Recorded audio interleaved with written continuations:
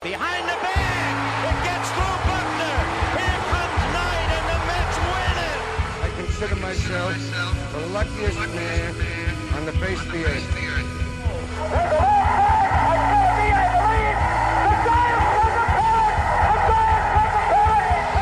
Jeter ends his final game with a walk-off single. Here's the drive to left. That one is long gone.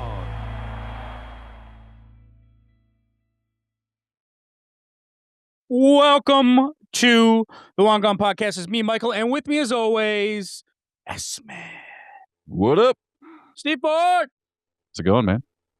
Doing good. It's going good. Yep. Just doing a little Bozo the Clown theme song there for you. There you go. Circa the 80s there when, the magical time when I was on the Bozo show back on WCCM. Oh, yeah. Christmas Steve's ass couldn't 1988. pop a balloon. My ass could not pop a balloon. Old That bony creepy ass clown had to Steve come right out there. and Creepy. call him out in front of everybody. Called me out in front of everybody and using my full name. Called me Steven. Oh, man. Mm-hmm. He was like, come on, Steven, with the V. Then he looked. Oh, yeah. Oh, I would have punched him in the face if he did that. I was like, no, it's PH. It's the proper way to spell it. Yeah. Punch him. You son of a bitch. Fucking punch Bozo right in his goddamn nose. God.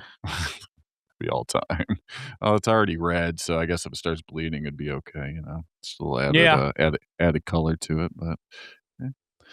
Well, here we are. Speaking of getting spanked. Oh boy, that's a good segue.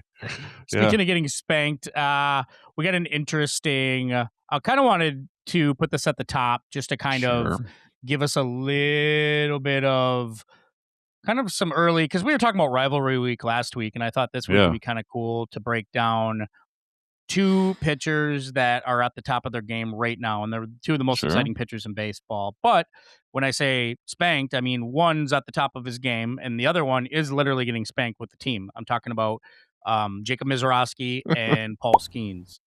Now, I wanted to bring this up to you. So basically, both are having incredible, pretty good years. I mean, incredible years. I think Jacob Misiorowski's having a little bit better of a season, right? I mean, I think he leads the league in strikeouts with 100 strikeouts. 100, sorry. On the year, and not a bad ERA. And then you got Paul Skenes, who is actually really good as well. I mean, Paul Skenes is doing what Paul Skenes does. Out of the gate, it was a little rough, but I mean, obviously he found his groove and is doing what he can. Now, right now we're in the heart. These are what's making them. They're both 24 years old. They're both big, tall, strong, power pitching guys. They both can pitch over 100 miles an hour. So, Steve, I kind of want to throw it in your court real quick. Who's the guy that you would back going, the distance? Who is your guy? Like, if you were like, okay, if I'm taking Jacob Misiorowski or Paul Skenes, who would you choose between them two? Right now, I'm going to go with the Miz. Oh, wow. You go Miz. Hey, yeah. Yep. 5-2 ERA, 1.83 strikeout machine right now. I mean, Skenes is leading the league in WHIP with under 1, but he's 6-4 with an ERA of 3, and he's got 35 less strikeouts. So if I had to go right now, I'd say give me the Miz. I'm gonna go with the Miz. Okay, when it's all said and done, Hall of Fame career, who is it going to be? Ooh. Well, now that we're going the bulk of the entire career, I'm going to go with Paul Skenes, I think, overall. I think, he's, like you said, he started out shitty, which means his ERA was going to be inflated, so he's gradually working it back down. This year has been kind of a bump, but, I mean, Cy Young Award winner, Rookie of the Year Award winner. I think there's more Cy Youngs in his, in his history coming up here. So I guess if you had to go full career, I'm going to go Paul Skenes. Okay. Yeah, I mean, I could see that as well. I mean, both stack up pretty similar, right? They're both right-handed throwers. They both stand over 6'4". I mean, 6'3", 6'4". I mean, both very, very good. One's, Misiorowski comes from the Midwest, so he's kind of like a hometown guy when you think of Midwest. And then Paul Skenes kind of, came from LSU. He's a guy, I mean, he was a sensation coming out of college, and he's one of the few pitchers that actually live out the hype coming out of college, right? So, but here's the thing. I think there's a little bit of a caveat to this. Right now, if I were to choose who would have the Hall of Fame, the best Hall of Fame career coming down to it, I think I'm going to say Jacob Misiorowski. And the reason why I want to back that Clutching my pearls.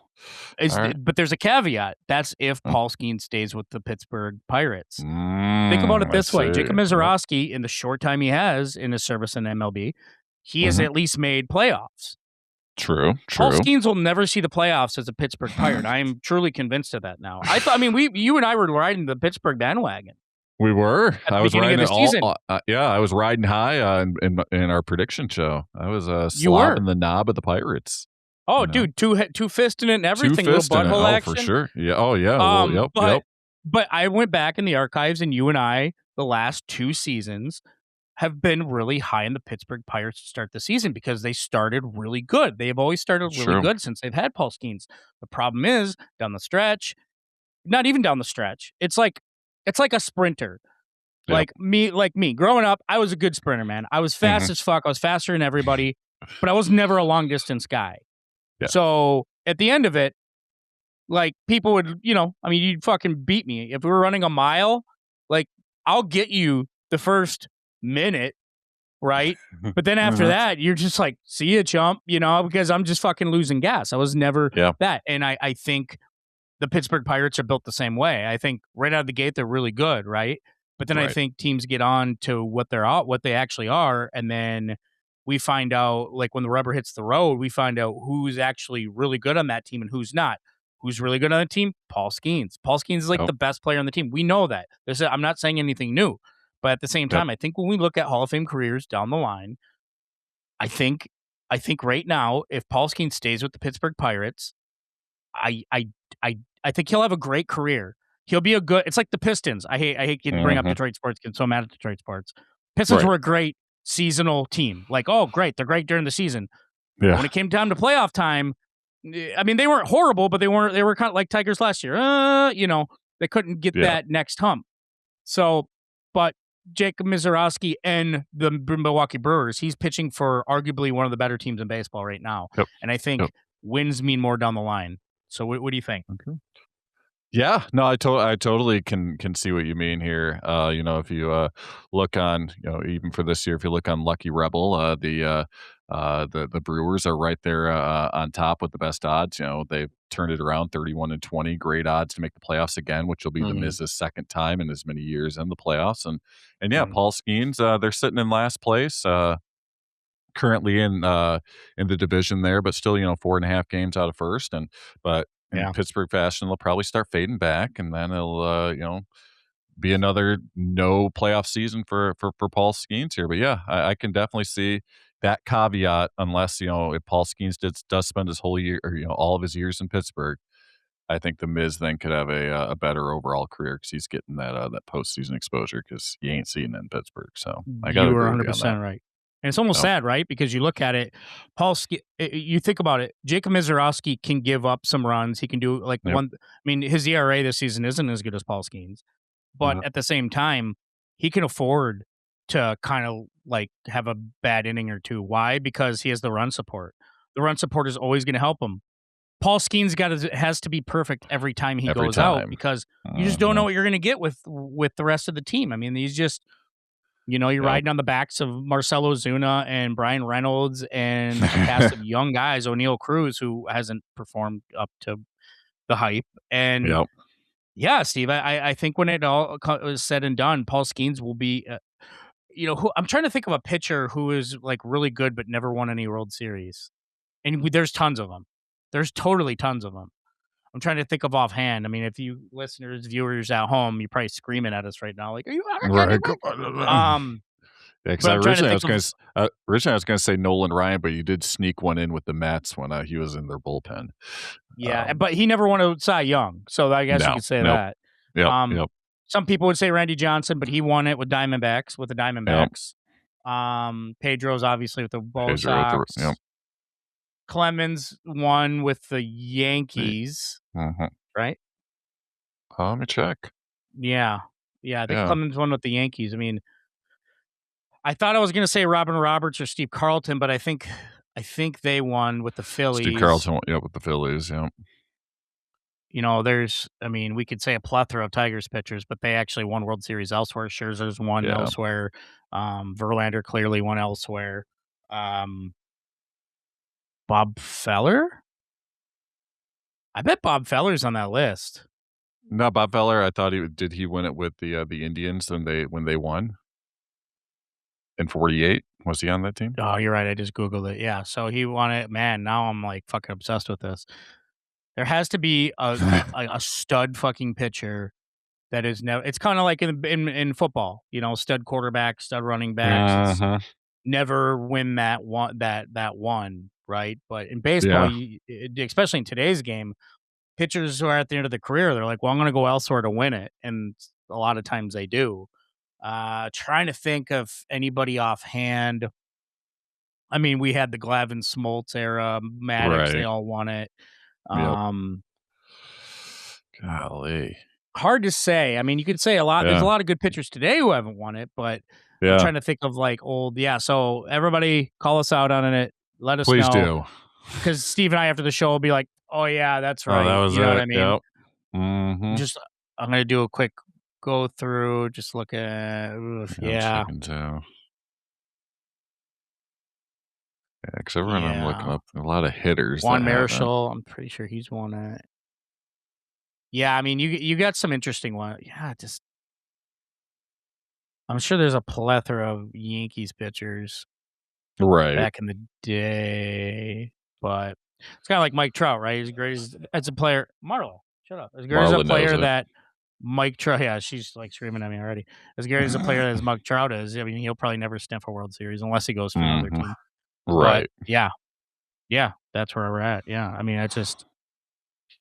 So, like I said, when it's all said and done, to end this debate or to end the one-sided debate, I really do think that Paul Skenes, if he stays with the Pirates, he will not have the career Jacob Misiorowski does.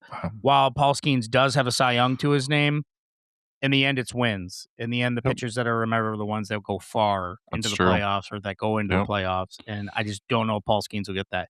Obviously, in the next few years, when his time is up, I mean, he's he's staring at a $400 or $500 million contract. Oh yeah. So something could have happened there, to where he's like, fuck this, I'm going to go, to the Dodgers and the Yankees or somebody else. But the team that's willing to pay. So in my book right now, at the end of the year or at the end of the career, I think the Miz right now is set up for success. But it could all implode. It's hard to say, but I mean, it's just right now. If he keeps pitching the way he does, he's set up for success. So, speaking of history, speaking of that, is Kyle Schwarber. I want to talk about him real quick. Steve, do you think he's going? We've seen players like this every year. I mean, we've seen Kyle Stanton start off pretty hot. We've seen Aaron Judge start out hot. Aaron Judge actually has hit over 61 or 60 home runs. Cal Raleigh ended up at 60 last year. Kyle Schwarber with 21 home runs. Do you see him breaking the home run record? There's two of them. I think there's two of them. The real one is the Roger Maris record. But the Bonds one, do you think that he would go that far? No. I think he's going to cool off here at some point. Yeah. I mean, eventually you're going to hit a little bit of a slump here. Yeah, he's leading the league, 21 home runs, slugging percentage of over 600 right now. Leading the league in total bases, but he's hitting 233. Eventually, the bat's not going to connect with the ball here. He'll start doing his Schwarbsy strikeouts that he likes to do. He'll hit a bit of a dip, but I don't think the single season home run mark is in jeopardy here. I'm just going to say it right now. I don't think it is. I don't think so either. I mean, I looked at that, and he's already on a historic pace. I think he's the second best hitter to ever play against the Padres. Wow. That's what they said. Yeah. I mean, that's a specific stat too. Where you're like, what the hell? Like, how is that even a stat? But I guess every time he plays the Padres, he has just owned them. I mean, there's just players that play the Padres all year then. Right. But, somebody like Kyle Schwarber, I'm totally with you, Steve. I don't think he has the juice, especially because he's so hit or miss. I mean, he's not going to hit for average. He's only a power guy. Those guys only go so far. The guys to hit and beat the home run records in the past are also 300 plus hitters. Yep. Mark McGwire was at the time. Mickey Mantle. I mean, look at the year Mickey Mantle and Roger Maris were having back and forth.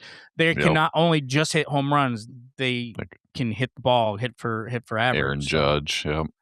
Aaron Judge was huge. Barry Bonds when he had his asterisk 70 home run season, great average, that year as well. So, yeah. But even the people that came close, I mean, the ones that have come close, Ken Griffey Jr.'s came close before, but it's the ones that are just all power and no average hit, Nothing else. no hit for average, are the ones that usually just kind of flame out, and it's usually near the end of the year they just flame out. Yep. Yeah. I mean, plus he's 30, 33, 34 years old. I think fatigue will eventually set in, play a part here as we get through the weary months of the season. I was also looking here. I mean, he must not be getting these home runs with many men on base. He's got 21 home runs, but only 37 RBIs. So, Yeah. isn't that crazy? A lot of solo shots, I'm guessing. Yeah. Yeah. Kind of like a Cecil Fielder-esque. Which sucks for you fantasy owners. Yeah. Yeah. Which sucks for you fantasy owners that have them. You're getting the bombs, but you're not getting many RBIs to go with it, though. So, yeah. Kind of sucks. Yeah, that kind of sucks. And then, you go on a Lucky Rebel, and I'm sure he's top 10 in MVP voting. Oh, yeah. That, I mean, he's going to be there when it's all said and done. But I don't know. Schwarber's always just been a power guy. I mean, Cal Raleigh was the same way last year. All power, no hit ability when you're talking about hitting for average.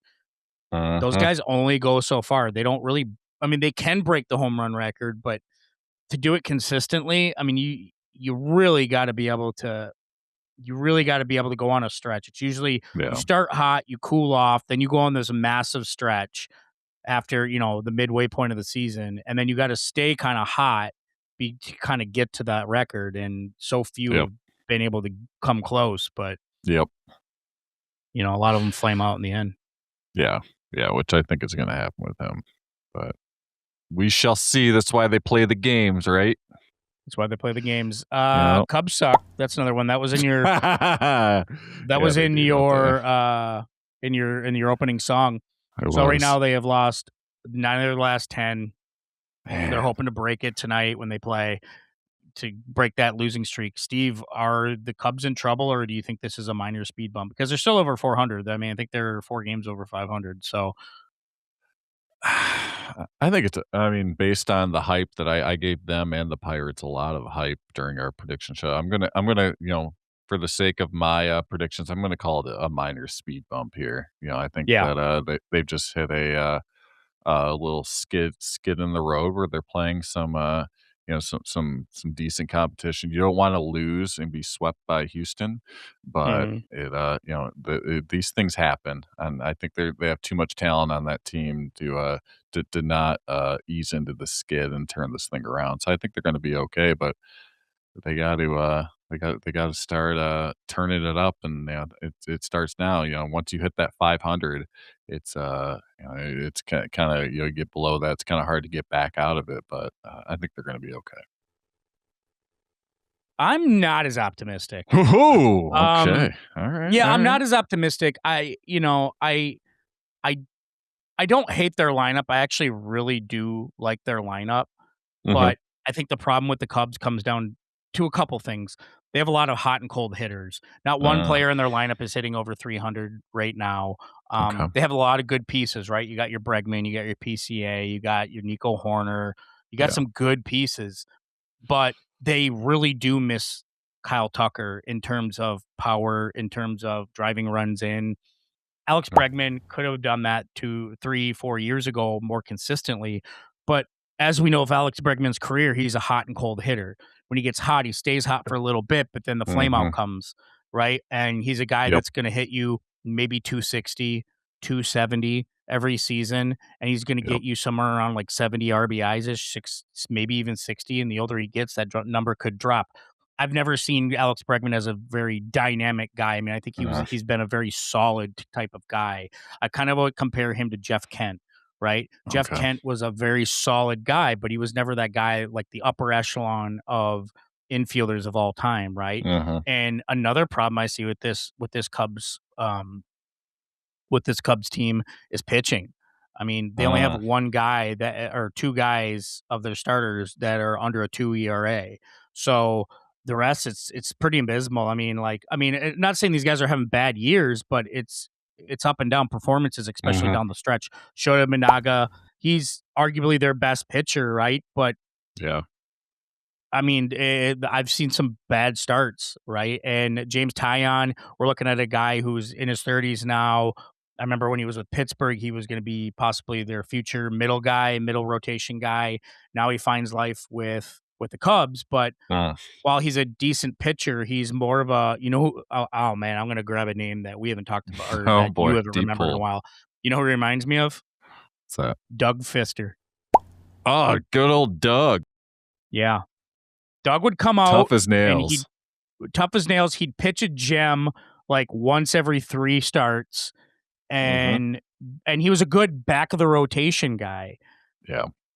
But here's the problem: James Tyon, they want him on the between him and Edward Cabrera, they want him on the upper part of the rotation. Right. I don't know. I just don't see it, Steve. Their bullpen's not bad, but not great either, right? I mean, there's a lot.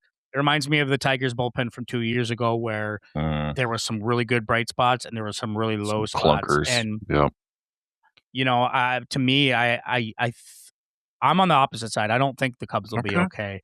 I think they need to pull it together in terms of stacking their lineup to where you can have run drivers in, right? But right now, I mean, their best run driver, I'm kind of looking right now. I mean, Nico Horner, Michael Busch. I don't know. That doesn't scream like they lack power. I'll say that. They lack power. Up and down. Ian Happ's leading them with 10 home runs, but they're I guess they're doing well playing the small ball, and driving people in that way. But they are definitely lacking that power, and that could come back to haunt them a bit. Yeah, and where's PCA's power? PCA power. He was supposed to be the next, coming of like a Grady Sizemore type of guy. 223, 6 home runs. Yeah, now he's kind of falling into maybe he's more of a Brady Anderson now, Steve. I think you hit it on the head. They are lacking power, and that leads to run driving. That leads to bringing runs in, and I just don't think they overall they have that. I think it's that division. Clearly, in my opinion, it's the Brewers to lose. We were just talking about the Miz. Yeah, just the Brewers are so good with power. They're so good with getting on the base. Everybody has a role to play on that team, and they play it perfectly. And the thing is, the only thing that's going to stop Milwaukee is injuries. If injuries stack up, then they're fucked. But if I go on Lucky Rebel, I am totally going for the Brewers. I think this is a big year for them. Yep. I agree. And what a difference a couple of weeks make, right? Where I had the Brewers as my disappointing team, a month or so into the season. Now we're reaching the end of May, and they're right back where they should be in first place. And the Cubs are fighting. Yep. It's crazy. It is crazy, dude. It is crazy. So, hey, you stacked the rundown this week. You want to talk about what we're playing? Yeah. But before we do that, shall we hear from our friends over at Penny Sleeper? I guess we'll have to hear from them, right? All right, let's do it. Whether you're a casual collector or a seasoned card enthusiast, the Penny Sleeper is your one-stop shop for all your card protection needs. They carry everything from classic regular sleeves and versatile top loaders in multiple thicknesses, 35-point, 55-point, 75-point, 100-point, and beyond, to premium magnetic card holders and specially graded card sleeves perfect for PSA and SGC slabs. Need resealable bags, team bags, vintage sleeves, or colored top loaders? They have over 71 products in stock, all priced to help you build and protect your collection without breaking the bank. And now they're offering an exclusive promotion just for you. First-time buyers can get 10% off their entire order with promo code LONGGONE. Just visit thepennysleeper.com and use that code at checkout. Don't let your valuable cards go unprotected. Shop the Penny Sleeper today and see why collectors trust them with their most prized possessions. The Penny Sleeper. Premium protection, penny pinching prices. Well, I gotta love Penny Sleeper there as I take a swig out of my mug. There it is, showing off the product there. Great Magnetic product. Card holder.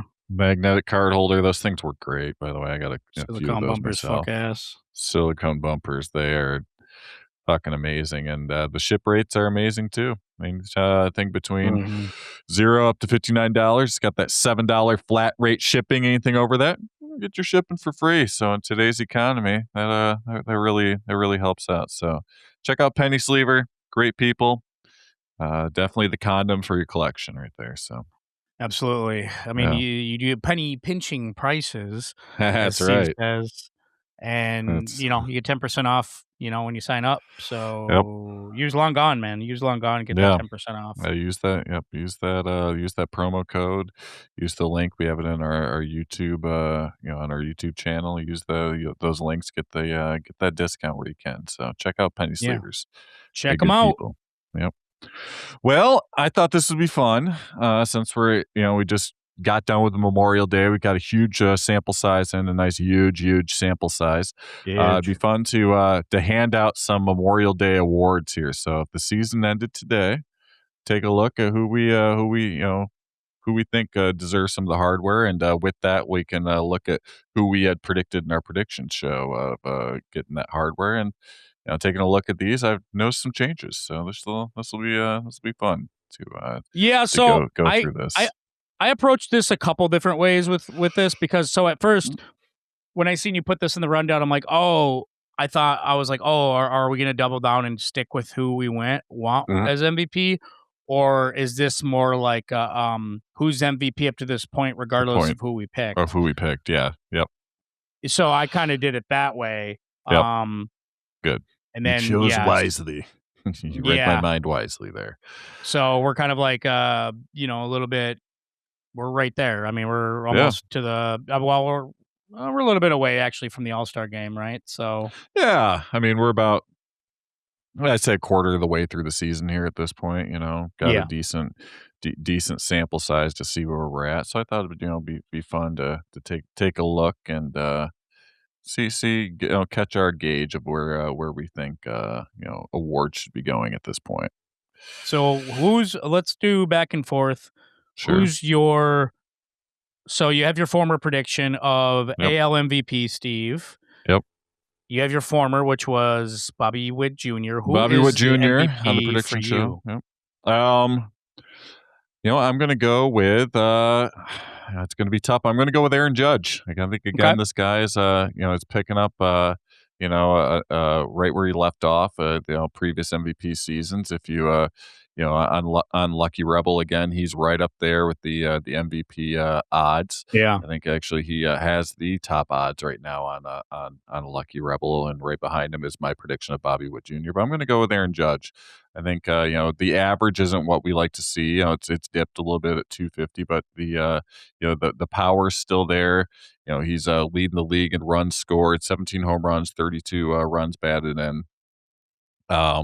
Just putting together another solid season, and I think as of right now, he's one of the best out there. So I'm going to go with Aaron Judge as my AL MVP. How about you? Nice. Yeah. My AL MVP, I have Bobby Witt Jr. That's what I started the season with. Yep. I'm going to stick with Bobby Witt, right? I mean, if I'm on Lucky Rebel, Bobby Witt's the guy I'm going to roll with. Okay. I mean, hasn't had a bad start to the season, but it's all him and KC. So yeah, and KC's having a disastrous fucking season right there with Detroit. So it's Bobby Witt Jr., who has always been a second half guy, but if we're looking at who's the real MVP of the AL right now, in my opinion, it's Nick Kurtz.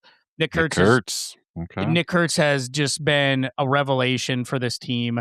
I thought he'd have a little bit of a sophomore slump, but I mean, he's keeping his team helping keep his team in first place at 27-27.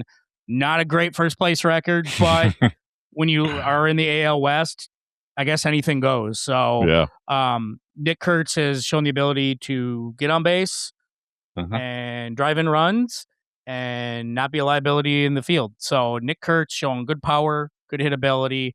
He is the MVP right now, the quarter of the way through the season, but I'm definitely I think Bobby Witt will come back in the second half for sure. I like it. That's my AL MVP. Okay. Moving to an AL Cy Young at this point in the season. Would you like me to share mine, or would you like to go with? No, go. You go. Yeah, we'll go back and forth. I'm going to go. So my prediction at the prediction show, I predict Tarek Skubal to be the AL Cy Young Award winner. And based on that injury there and him being gone for a bit, I'm going to say that's not going to happen unless he really turns it up coming back from his foreign body surgery. So I'm going to stick in the Bronx. I'm going to go with a guy looking at the odds on Lucky Rebel. He's actually right up there near the top, if not the top, and it's the shitter himself, Cam Schlitter. Sorry, Schlitter. Schlittler. His name is fucking tough. It is. I feel so bad. Tough. I feel so bad for announcers that have to, call his games. You can call him Shitlitter. You can call him Shitler. You can call. It's hard, man. Schlittler, I think. Okay. Anywho, he's shitting himself to a tune of a 6-2 record with a 1.50 ERA. I'm not sure people would have predicted this. He came on the scene last year. Yep. And it's really his first full season here. He's turning it up. He's leading the league and leading the AL in WHIP, leading the AL in ERA with a 1.50. 75 strikeouts on the year. Definitely tops at the Yankee rotation here. Especially with Max Fried on the IL. So Schlittler, I'm going to go with him for the AL Cy Young. Okay. You? I mean, it makes sense with Tarek Skubal. I mean, he's going to be coming back later, and I mean, he'd miss a little bit too many games to really qualify. So. Yeah. With voters, anyways. My AL Cy Young. So my former prediction is Garrett Crochet for Boston. I thought this would be his year, like Jacob Misiorowski's having to okay, I'm the dude. I'm the next Garrett Cole, right? Kind of a rough ride. That might be a little much. He's 3-3 with a 6.30 ERA, 37 strikeouts, not having a great year, not getting any run support. The Red Sox are a fucking dumpster fire. So while that is my prediction, I will say that Dylan Cease makes more sense at this point to be the AL Cy Young. Dylan Cease is having a great year for Toronto, up there in wins, up there in strikeouts, just absolutely big command at the plate, or on the dish or on the bump. And, coming from, I think, the Padres, and before that, the White Sox and what have you, I didn't really think Dylan Cease would. I never thought he'd mature enough to get to this point in his game, but he is. So hats off to him. So he will be probably the AL Cy Young I would give to right now in the quarter of the season. Okay. All right. Well, let's move on from the Cy Young to the Rookie of the Year here. AL Rookie of the Year. In our prediction show, I had predicted Kevin McGonigal to be the AL Rookie of the Year. And you know what? Fuck it. I'm doubling down. I'm going to stick with Kevin McGonigal because he has had a great start to the season here, batting .282. Yeah, we'd like to see more power. Only 3 home runs right now, 19 RBIs. But, disciplined plate, 52 games. He's only struck out 30 times. He's got more walks than strikeouts. So the guy knows the strike zone. The power is going to come with it with age. He's only 21 years old. Looking on Lucky Rebel, he's right up there. I think he's got the second best odds right now on AL Rookie of the Year odds. So I like what he's doing. Tigers got him to a very club friendly contract here after about a week playing. They're like, sign us up, and he had a bit of a dip, for a couple of weeks, but now he's coming back out of it. So I'm going to go with Kevin McGonigal, AL Rookie of the Year at this point. Yeah. Well, my former pick was Jack Caglione. Yes. KC's been poisoned, man. I don't know. Yeah. I think Jack will find his way, but I don't know how. But kind of a guy that nobody really thought would break on the scene. Nobody even wanted to sign him except the White Sox was Munetaka Murakami. Murakami's having a season, man. And as a proud fantasy owner of him, he has been a revelation. I mean, 37 ribs, 18 RBIs, 18 home runs, 914 OPS. I mean, the guy's been amazing. Yeah, he's not going to get you. He's like Cal Raleigh in Schwarb's in the average department, but I mean, he comes up with other stats, and I love his swing. I feel like that's not sustainable, right? I mean, he very much reminds me of kind of a Pete Alonso-esque. I think Pete Alonso's hit ability is a little bit better, but I think Murakami, I mean, right now he's just been a revelation for the White Sox, and I think with the voters going, McGonigal would make a lot more sense, but I just don't think he's set up to be statistical Rookie of the Year where Murakami is. So with that, Gotcha. Murakami is my AL Rookie of the Year. And also the White Sox are actually winning too, so that probably could help with the voting as well. Yeah, they're actually big time. at or above 500 as opposed to the Tigers, who are a dumpster fire. But I digress. Moving on to the AL Manager of the Year. Looking at my pick. Oh, you saw my pick. I'm surprised you picked that guy. Well, I had high hopes for this team, for Texas, and it hasn't quite gone as planned. I picked Skip Schumacher as my AL Manager of the Year, and the Rangers are currently sitting 5 games under 500. So not looking too good for the S-men there on that pick. But if I had to choose right now the AL Manager of the Year, I'm going to go with the best team in the American League right now, and arguably one of the best teams in baseball. That's Kevin Cash, the Tampa Bay Rays. I think he could definitely at this point notch another Manager of the Year award to his trophy case there. Rays are sitting at 34-17, 3.5 game lead over the Yankees in the East. Yep. They had a down year last year, so call a spade here. Let's not polish the shit. But they've turned it back around in typical style, growing from within, developing from within, and this new version of the Tampa Bay Rays is clicking right now, and we'll see if it continues the rest of the year. But so far, it is looking good. So Kevin Cash for me is the AL Manager of the Year at this point in the season. Yeah, I'm going to kind of pick up where you left off. I got Kevin Cash, too, as the Manager of the Year. You and I have talked highly about him for the last couple of weeks, and he's doing a lot with, you think a little, but for most teams, it would be a little because there's no really superstar aside from the growing superstar that is Caminero. But, Shane McClanahan's back. Just doing great. Doing great wonders for that team, and Kevin Cash just needs his props again. Hey, my former prediction pick was no better. Craig Albernaz with Baltimore. Okay. I thought Baltimore would be a lot better. Not saying they fully suck compared to other teams, but they still suck nonetheless. Tampa Bay all the way, man. Kevin Cash. Love it. Moving from the AL to the NL, let's take a look at the NL MVPs. My former prediction pick was Shohei Ohtani with the Dodgers. Always a safe pick. You look on Lucky Rebel, I believe he still has the top odds of for MVP voting. But I'm going to go with the quote unquote surprise team in the National League, and that's the Atlanta Braves. I'm going to go with Matt Olson as my new NL MVP pick right here. He's leading the league in doubles. He's got 17, but he's got the pop in his bat. 42 RBIs on the season, 14 home runs. Again, similar to Aaron Judge, batting average is a little low at 263, but he's getting everything done. 54 games played, 55 hits. Just having a great year there at first base for the Braves, who are sitting with one of the best records in baseball and sitting in first in the NL East. So I'm going to go with Matt Olson right now as my MVP in the NL. I love it, Steve. I love it. Thanks. Listen, I chose Shohei Ohtani too. Like Steve said, it's a very safe pick.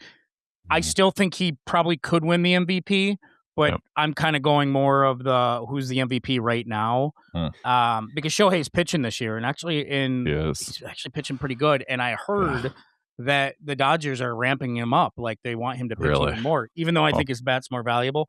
But because Blake Snell's out, again. He has that foreign body shit that they're trying to get out of his elbow that they did with Skubal. But I think when it's all said and done, Shohei could be staring at his 5th fucking MVP award. So, but I'm gonna go the best NL player this season, which clutch your pearls. It's CJ Abrams, everybody. I just don't know where this dude came from. I mean, we knew he would be pretty damn good. I didn't think he would be Trey Turner good. I mean, the guy has been fantastic. He's everything that they wanted him to be. He was a slow starter. They brought him up kind of back and forth, and that's why they've been really patient with people like Dylan Cruz and some of their other guys, Brady House, because of guys like this. I mean, this CJ Abrams is exactly why you keep sticking with the prospects that you drafted high and the guys that you believe in, because it could turn into this. I mean, right now, he leads the league in RBI, or leads the league in RBIs with 46, which he was never like this big power player, but the power is there this year. Hopefully it's not steroids. I'm not saying it is. But, showing pop with 12 home runs. 288 average. We know he can hit for average. I always thought he was more of a Jimmy Rollins-esque player. No, I think he could be very much a Trey Turner-esque player where he can hit for power and average and be amazing on the bases, not be a liability in the field. CJ Abrams has been a revelation for the Nats, Steve. So, yeah, right now, I still think Shohei Ohtani is going to win it. Right. But name of the MVP for the quarter season, definitely CJ Abrams, yeah. No, I agree. That's a deep pick, but a good pick. You're selling me on it. So props to all the fantasy owners who fucking drafted him. Yeah, well, because like you said, he was very much up and down, and they took his time with him. Let him develop, and it's finally paying off. Really moving to the NL Cy Young, my prediction pick during the prediction show was Paul Skenes, which it's a very safe pick, but he hasn't been. Anything can happen here. He has turned it around, but he had some clunkers early on the season, but he's gradually been turning it back. But for my new NL Cy Young, I'm going to go to Philadelphia, a team that, speaking of turning it around, the Phillies they're back to 500, and a big reason for that is Christopher Sanchez. He's top of the rotation there. He's leading the league in innings pitched. He's leading the league in complete games, leading the league in shutouts, leading the league in ERA. He's 5-2 with a 1.62 ERA. Wow. Arguably a big reason of why the Phillies are inching themselves back into playoff contention here. Still ways to go in the division, but they're getting back into that wild card chase, and a lot of that has to do with Christopher Sanchez. And so I think if I had to end the season right now, my NL Cy Young Award winner would be Christopher Sanchez. I love his story, man. I love that everybody considered him kind of like okay, you're just going to be the holdover until Andrew Painter comes up, and some of these Mick Abel and some of these other guys. And no, I mean, this guy, he's like, nope. that people thought end of rotation guy, weren't sure he might even be a bullpen guy. And when Zach Wheeler was hurt, Aaron Nola was hurt. Enter Christopher Sanchez, Ranger Suarez, who's not with him anymore, but Christopher Sanchez just took the reins of that fucking team and has been a fucking revelation at the bump. I'm really happy for him. Yeah, him too. So I got a real Sophie's Choice thing going on here. So my former prediction of the start of the season was Yamamoto, who is on my fantasy team. And he's having a pretty good year, but it's not been like lights out every single start, right? I think he's like 4-4 with like a mid 3.2 or 4.2 ERA or something like that, 3.07 or something. Really good. He's been pretty solid for the most part, but he hasn't been like lights out like this other guy. It's a guy that we talked heavily with the show. You'd think he'd be sponsoring it with him, much as we said his name today.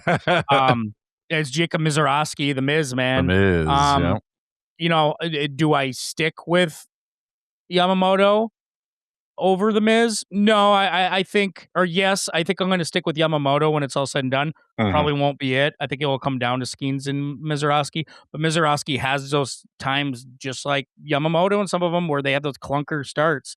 The Miz has been able to kind of wade the water a little bit easier. But right now, the Miz, quarter of the season through, he's definitely the Cy Young, especially with the strikeout. 100 strikeouts already. He's already at 100 strikeouts, and we're a month and a half or till All-Star till we get All-Star break. I mean, he could be hitting the all-time strikeout record for most strikeouts in a season with that. So, incredible, absolutely incredible. Yeah, I like it. We have been talking about the Miz. Well, if the Miz ever listens to this and wants to sponsor a show, we can get a whole segment for him. Or come on to be a guest on the show. Be a guest, yeah, for sure. Moving on to NL Rookie of the Year. My original prediction on the prediction show was Connor Griffin, which still could hold true. He's still right on top. If you look at Lucky Rebel, he's still in the top 3, top 5 for odds on for the NL Rookie of the Year. But I'm going to change it up a little bit. My new prediction, I'm going to go with JJ Weatherholt for St. Louis. St. Louis is a big surprise this year, 29-23, definitely exceeding their expectations that we had for them. Right in the thick of the playoff race, and I think Weatherholt has a lot to do with it. Still super young, 23 years old. Yep. Don't like the average at 239, but I like what he's doing on the base pass there. It's 50 in 51 games, he's gotten 47 hits. He's gotten 5 doubles. He's still hit 9 home runs, 25 RBI. So working the working the bat around there, and also getting hit by a pitch. He leads the league and getting hit by a pitch at 10. So he's getting right in there. He's not afraid to get right into that strike zone there. But I like this young core of St. Louis. They definitely exceeded expectations here as far as their development. So I'm going to go with JJ Weatherholt right now as my current NL Rookie of the Year. Will it still be the same at the end of the year? I'm still kind of holding true on Connor Griffin, but Weatherholt's certainly been doing well so far. Weatherholt's been doing fantastic. I think the team's I mentioned this a couple of shows ago, or maybe last show. The St. Louis Cardinals are ahead of the winning period. I mean, remember they totally just went in on full rebuild and with their latest purge, and the young guys are playing. Jordan Walker, who's having that kind of like a CJ Abrams, right? It's like they didn't give up on Jordan Walker. They stuck with him, understanding that he has something. This kid has something. And he's MVP consideration right now. The guy is a fantastic fucking player right now. So yeah, good on the Cardinals. My Rookie of the Year would be my original pick was Norman McLean. Yeah, McLean for the Mets, and the same. I'm going the same guy. Double down on my fantasy team. I'm not just picking from a fantasy team. I mean, picking good players. You picking good players. Yeah, Norman's been the lone bright spot in an otherwise sad Mets season so far. Not much to say. We've been talking about Norman McLean a lot of Tom Seaver-esque in his game. A little mix of Tom Glavine there. I really, really like what this kid can do. So, and he pitches like he's a 10-year vet. So, Nolan. No, I said Norman. It's Nolan. Norman sounds good too. It's his evil twin, Norman. Yeah, I don't know why I'm saying Norman. I don't know. Nolan McLean is my Rookie of the Year choice. I like it. I double down on that. I think that's a solid choice. Moving on to NL Manager of the Year. Looking at my pick. Well, it's a scratch. Yeah, you and I are swinging and missing with these managers. Went with Don Kelly as my prediction pick with the Pirates, and he got off to a great start, but the Pirates are fading themselves into last place in the division. Yeah, they're a couple of games over 500, but they're going to find their usual spot, well under 500, not even sniffing the playoffs there. Another wasted year for Paul Skenes. So my new NL Manager of the Year pick, I think this guy has a good shot at winning it when all's said and done. And it's Walt Weiss of the Atlanta Braves. I mean, coming in for first year here, got the Braves off to a fantastic start. Even doing it without Ronald Acuna Jr., the guy we talked about before can't stay healthy, but he's basically taken a lot of what was there before and it's working. So I'm going to go with Walt Weiss as my NL Manager of the Year. Yeah, I mean, you and I really like Don Kelly. I mean, we talked to Clint Hurdle last week, and he got Pittsburgh out of the shitter for a little bit, and then it went right back into the shitter. So, it's I don't know. That's an interesting case study of a franchise. But I'm gonna go with I'm gonna echo what you said. Walt Weiss. I mean, any guy that's going out there mixing it up with his players, and he's tackling dudes. Overall, so I'm going with him. Yeah, my original pick was Tony Vitello. It could still be Tony Vitello, but the Giants are very not great, but they're not the worst team out there. But they got to play for Vitello, and I'm not saying they haven't, but it started off kind of bumpy in the beginning, and right now it's weird. It's a weird thing with that team, and they have talent, right? Willie Adames, Rafael Devers. I don't love their pitching, but I still think they have legitimate gamers out there. Buster's trying to make it his own. I don't think you move on from Vitello if you do end the season really poorly. I think you give him a couple more years. You got to figure it out. You can't just you can't rinse and repeat, So, but Walt Weiss, I mean, doing what he did, coming off of taking over for Snitker, and then now you're the dude, and it's just now they're showing what they were back in like 2020 and 23 or whatever. They hark back to the Braves team of a few years ago. So Walt Weiss. Agreed. Imagine if we went with AJ Hinch for AL Manager of the Year for a prediction. That would be another bad one. Another swing and a miss. Well, that was fun. At least we can say that fucking AJ Hinch makes some dog shit fucking decisions. He does. I don't know about these other guys, but AJ Hinch makes some questionable calls. He doesn't like a starter to stay hot. It's like, the guy's getting hot, pull him. Same thing with the doesn't like to bullpen. stick with the same lineup. He always has to doesn't mix like the lineup, same lineup. Mix the lineup around so people can't get comfortable in their roles. Fucking Riley Green's the best player on your team, and sometimes you bat him fifth. Well, he did. To be fair, moved him up to fourth for a couple of games, so there's that. Yeah, but then it's like I've seen Riley at the leadoff, I've seen Riley at 2, seen Riley at 3. It's just it's insane. Yeah. So I don't. Anyway, me and Steve are gonna fuck you, AJ Hinch. Push off that. We're gonna push off that for the time being. Yeah, we're gonna push off, and with that, shall we head on over to the Fantasy Factory? Let's do it. All right. Well. So this week we have some starter sit. Love it. Not too much going on in the fantasy world. We were gonna do the, we have questions and stuff. But we're gonna start with the starter sit for this week. Well, let's cue the music. Let's do it. All right, Steve, are you still in first place? Oh yeah. I lengthened my lead a little bit too with a very great performance last week. So everybody listening, take what Steve's about to give you. Yes. Take it because he's in first place, so he knows the good players here. Who to start or who to sit. So who are you starting, Steve? Rafael Devers or J-Ram? J-Ram. Okay. Kevin McGonigal or Ellie De La Cruz? Ellie De La Cruz. Smart. C.J. Abrams or Willie Adames? C.J. Abrams. Jazz Chisholm Jr. or Ketel Marte back from injury? Jazz Chisholm Jr. Jazz again or Bryce Terang, Milwaukee? Give me Jazz. Trey Turner or Gunnar Henderson, Baltimore? Trey Turner. James Wood or Randy Arozarena in the outfield? James Wood. Freddie Freeman or Vlad Jr.? That's a toughie. Vlad Jr. Byron Buxton or Brent Rooker? Buxton's still healthy. Brent Rooker. Here's a tough. I didn't think I'd be saying this, but I think this one's your toughest one. Jordan Walker or Murakami? Both having good years. Murakami. Dylan Dingler or Will Smith? Will Smith. Otto Lopez or Mookie Betts? Both having good. Otto's having a good year. I was going to say they're both on my team, actually. So, Yeah, I've been starting Otto Lopez. So, give me Lopez.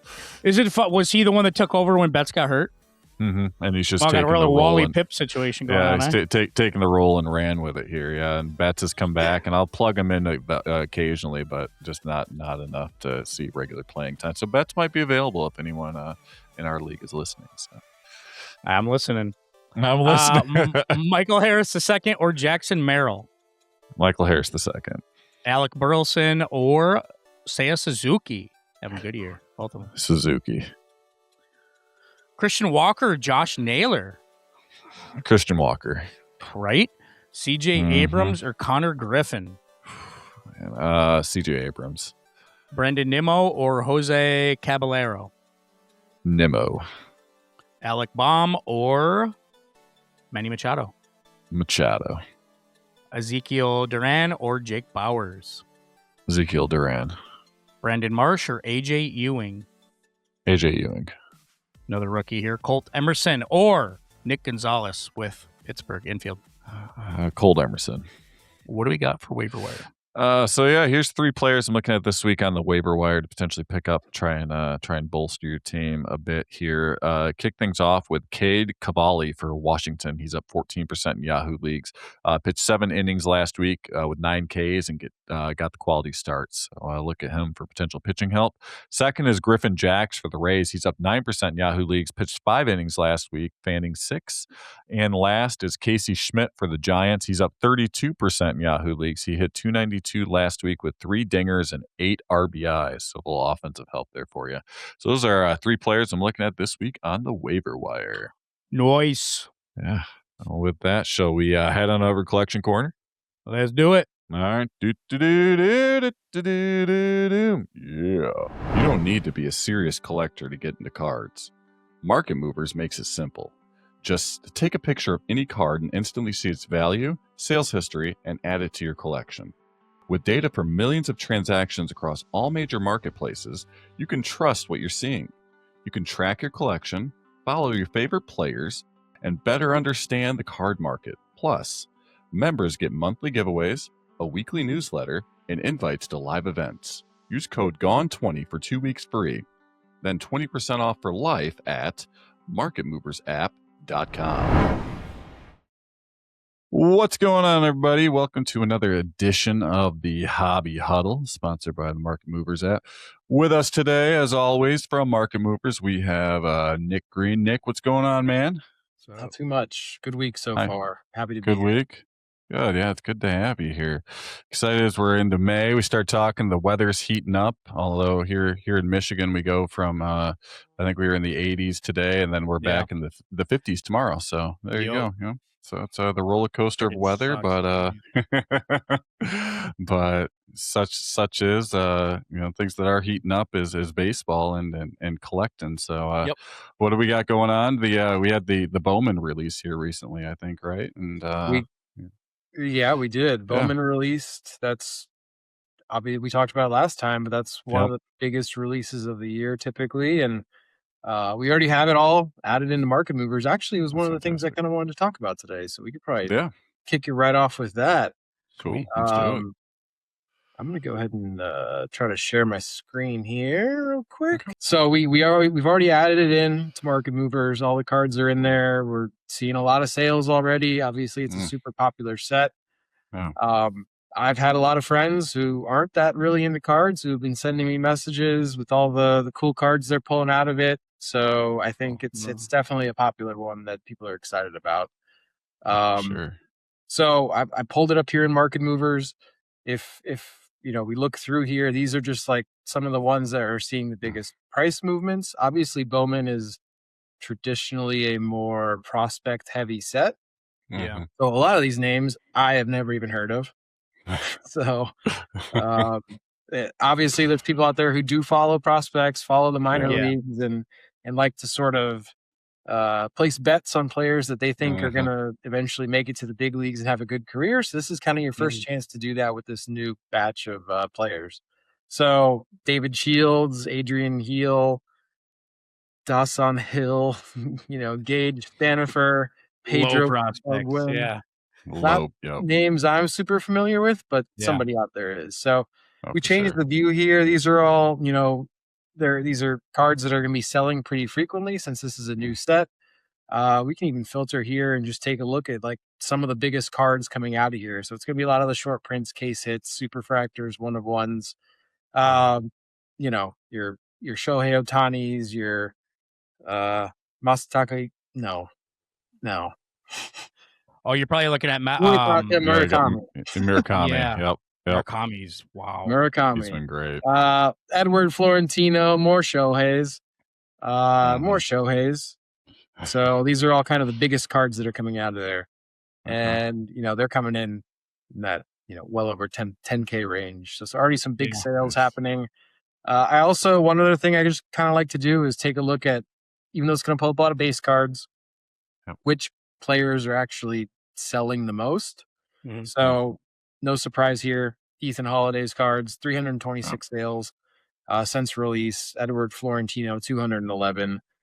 Sungjoon Kim, 152. Jacob Misiorowski's rookie card coming out of the set. So already a lot of sales on a lot of these players, and that kind of gives you an idea of who some of the most popular players are in the set. If you're like me and you don't necessarily follow prospects quite as closely. So this is kind of like a lottery system when you think about it. You try to grab somebody that you think's going to be the next superstar, and just like a Skenes, right? And hope to God that they pan out. Yep. And a lot of times they don't. And a lot of times they don't. I was going to say, I've grabbed onto some of these and tried, and a lot of the times it usually with my Tiger players, it hasn't quite worked out. But it is a lot like a lottery where you're hoping, buy low on these and then hope they pan out. I'm surprised Max Clark wasn't in the top 5 there, because he's raking in Toledo. Yeah. I guess that's a question of whether he's even in this set. I assume he might be. There you go. 2026 Bowman Chrome Prospect Auto. He doesn't look like a lot of those cards are selling yet. It's really just interesting. So Maybe it's just like a lot of them haven't populated or come up, but there you go. One sale on Max Clark. Okay. So that's Bowman. To your point, it's like all these players, the sky's the limit on them. Yeah. If you go back even just, 5 or 6 years, you'll start to see just how many of these prospects don't work out. Go back even further than that, and it's maybe 1 or 2 players that you're actually looking for in some of those sets, and then everyone else kind of fizzled out. So right now, like, this is a great set, but who knows where it'll be in 10 years. Kind of just depends on how these guys pan out.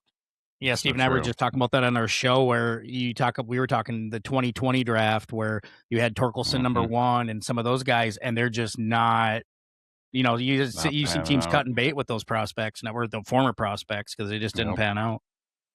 Yep. So that's Bowman. It's available out there, at your local hobby shop, Target, Walmart, online. You probably find a box somewhere. It's fairly priced. It's good rip, and it's a fun set to kind of collect. Yeah, for sure. Cool. We got Top Series 1 obviously still going strong. Mike, I don't know if you know, have they found the redemption for the mantle yet? Has anyone found that? Remember, that's like the big thing is trying to get the 52 Topps Mickey Mantle redemption for that. I don't think anyone's found it yet, though. I haven't seen it that anybody has. No. But it's a reason why it's, I think, hiking up the prices of the hobby boxes. They're still going online for a lot of money, and I don't think it has anything to do with the actual players that are in there. I mean, they got the Miz in there, but I think it's people trying to find that mantle. Yeah, but, the Willy Wonka golden tickets. Yeah.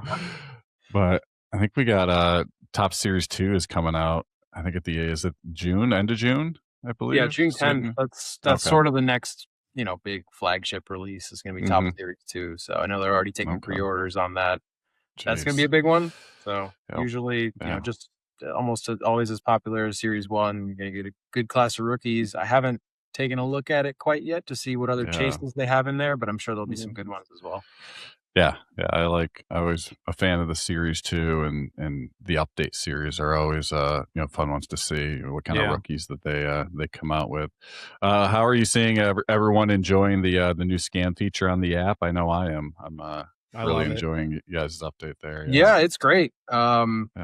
We were just out in Dallas last week at the Dallas Card Show out there, showing off the app, using it on the show floor there, and it was working incredibly well. Super helpful when you're just able to whip out your phone and scan cards on the fly and pull up pricing and make sure you're getting a good deal, or use it as a negotiation tool when you're working with dealers, when you're trying to make a purchase or when you're selling. It's just super helpful, and we were really enjoying it. Everyone we were talking to was really enjoying it. So I encourage everyone to give it a shot. Download the Market Movers app, try out the scanning feature. You can try it for free. And let us know what you think. That's fantastic, just to see, the prices on some of the cards. This is not baseball related, but I was going through some of my cards last week and using the scanning feature, and I had a Michael Jordan card from the late 90s. It's like an obscure series from NBA hoops, and just a raw version of it. I was going for like $50, and I had no idea the card was even going for that much. So it was cool to see, and I was like, if this is going for a decent price, let's see how much the Kobe's going for. And then I scanned the Kobe and wasn't nearly going as high as the Michael, so it was kind of shocking, but it was cool. I had no idea that one of my cards just got in a regular pack of cards probably in my teenage years was going for a decent price, so it was a nice little surprise. Well, most Jordans and Kobe's are good Jordans and Kobe's. Yeah, that's true. I just didn't think it was this good, because it was like, I think it's like Pump Up the Jam or something like that from like 98. Oh, sick. Yeah. So I figured we could quickly kind of go through the market as a whole, jumping over from Bowman. So we kind of look at this every time, compare the SCI 500, which is, the 500 most important sports cards. It kind of gives you an idea of what the sports card market overall is doing, compared to then some of the most recent baseball little periods. So we have in here SCI 500, then baseball basically from 2010 through 2023. So last time we met, baseball was hot. It was outpacing the SCI 500. Over the last 30 days, things have started to cool down a little bit. We see this every year. Baseball cards come out hot with spring training and early season buzz. But now we're kind of getting into that phase where things start slowing down. People's attention may have shifted towards like NBA playoffs or maybe even the NHL playoffs and just other things. And baseball is sort of kind of getting into its routine right now.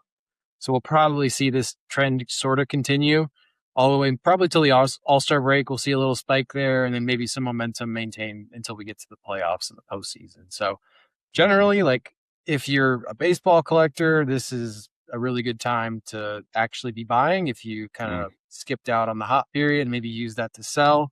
So that's kind of what we're seeing right there.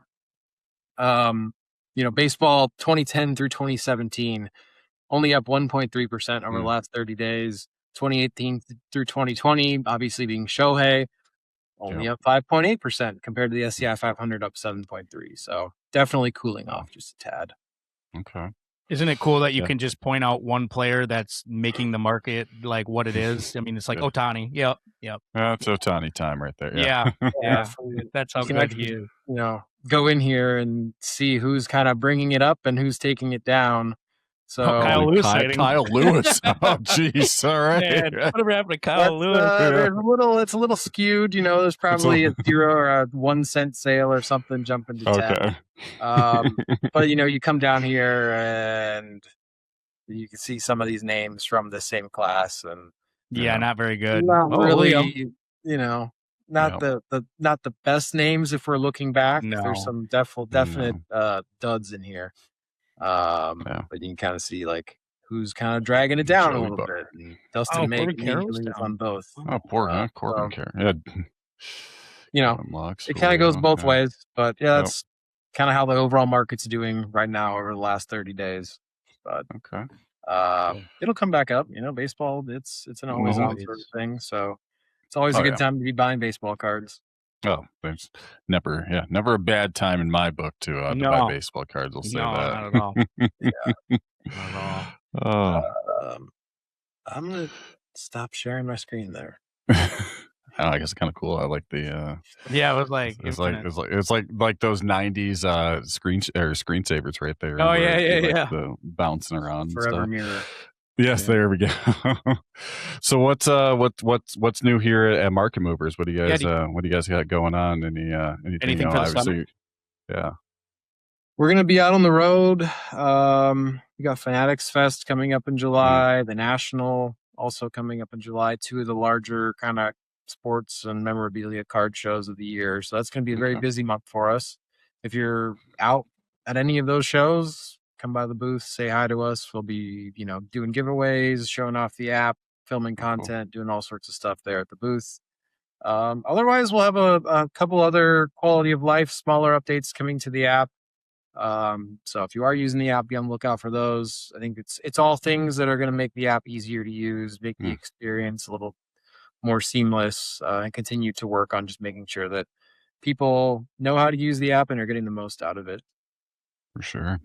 And Teapot will continue to grow his celebrity status with his cool videos. I always enjoy. I enjoy his content. One of the latest ones, I think he was talking about.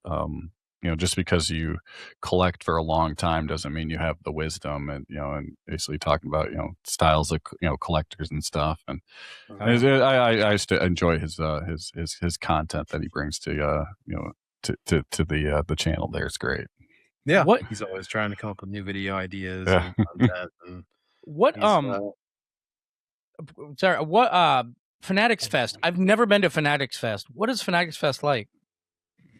It's I would call it like it's different. It's different. Okay. The National is definitely your more traditional card Right. show. You're gonna have a lot of collectors and brands and everyone there really focused on cards and sports memorabilia.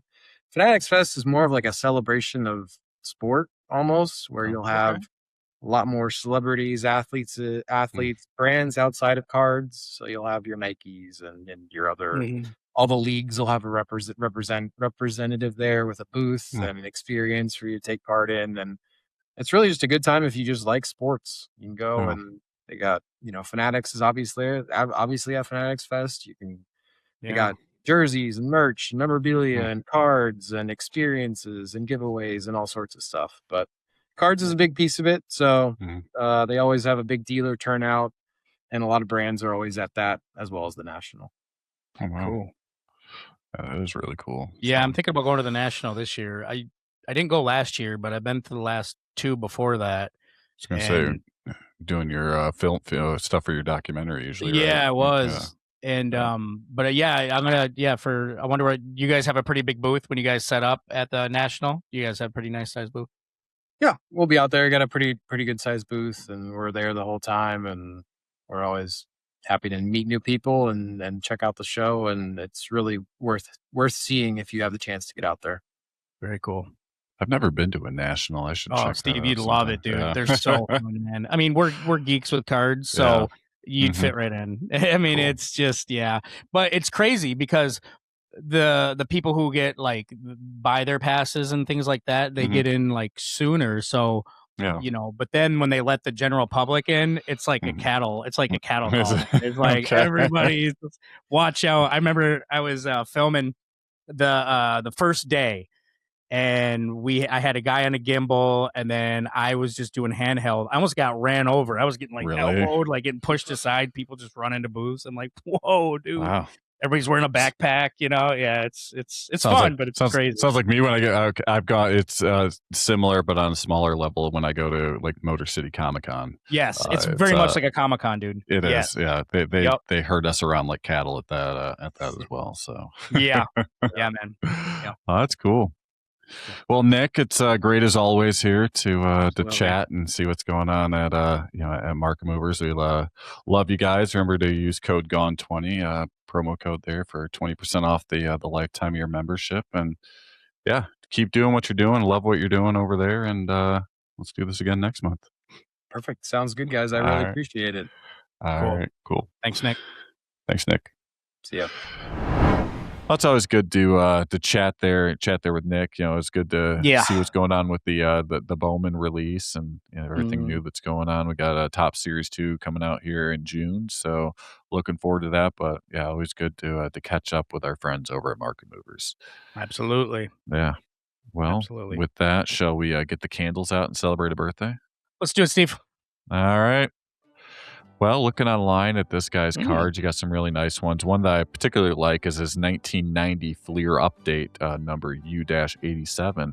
And that's none other than a happy birthday to White Sox great and Hall of Famer, Mr. Nugenics himself, Frank Thomas, born on May the 27th of 1968. Looking at Frank's numbers here, career .301 batting average, 2,468 hits, 521 career home runs, 1,704 runs batted in. Spent the majority of his career there with the Chicago White Sox from 1990 to 2005, and then went to the Oakland Athletics in 2006, Blue Jays from 2007 to 2008, and then rounding it out, going back to the Athletics in 2008 to finish his career. He's a 5-time All-Star. Surprisingly, I thought he'd have more than that, but that's surprising. 2-time AL MVP winner, back-to-back seasons, 93 and 94. 4-time Silver Slugger Award winner, AL batting champion in 1997, and his Chicago White Sox number 35 is retired. He was also elected to Baseball's Hall of Fame in 2014 on his first ballot. A little trivia on Frank is with a .301 lifetime batting average, he became the 7th player in history to retire with at least a .300 average and 500 home runs. And, it's always the cloud in those 90s players against, performance-enhancing drugs. But Thomas was one of the few major league stars who never fell under suspicion during the performance-enhancing drugs controversies of the late 1990s. An advocate for drug testing as early as 1995, he was the only active player who agreed to be interviewed for the Mitchell Report in 2007. Nice. So, he's just country strong. He's just country strong. Yeah, that was a guy that he was all there, man. Beast. He was big growing up. He was big when he got to the pros. Yep. It wasn't like a overnight thing where it was like, dude, he used to be like really scrawny. skinny. Like, what the hell? Nope. Yeah. Nope. He was big coming in. Yeah. That's why I call him the Big Hurt. Big hurt, big hitter. Just poor actor, but good hitter. Poor actor. Yeah, those Nugenics commercials. I mean, we should have. You and I, for fun, should have like an athlete commercial off, like Rod Allen for Ace Hardware. How great those commercials were. Frank Thomas for Nugenics. Fred McGriff for those hitting tapes. Do a fucking do a bracket. Yeah. Just Cade Cunningham for Cure Auto Insurance. Anyone in Detroit for Cure Auto Insurance. Yeah. I think it'd be a lot of fun. That'd be great. That would be fun, man. That would be fun. Well, what else was fun was the show. It was a lot of fun. Yeah. Happy birthday, Frank, you big hurting son of a bitch. There we go. There's that too. Oof. Oh, man. That's a fucking show. That's a good show. It's a good show. Yeah, it was a pretty good show. Yeah. Boy. Yeah, and a couple. Yeah, I mean, we got interviews. We're in the weeds here, man. Yeah, man. Got a lot of good stuff coming up here. Obviously, the baseball. Keep an eye on the races here. As we get into June and the weather starts heating up, and see who can really separate themselves from the pack. I'm looking forward to continuing to watch. Yeah, same, man. Same. Yeah, everybody, be a bud, tell a bud. Thanks for listening. Thanks for watching on YouTube. Do us a favor, go to Long Gone the podcast on our YouTube channel. We're really trying to push people over there. Like, subscribe. Tell a friend. Subscribe again. Subscribe again. Unsubscribe. Resubscribe. Yep. I mean, yeah. Numbers look good for the Clint Hurdle stuff, so it'd be nice. Yeah. We're going to be having a lot of good interviews like that coming, and obviously a lot more additional content coming underway. So in the meantime, guys, have a great week. We'll catch you guys all next week. Deuces.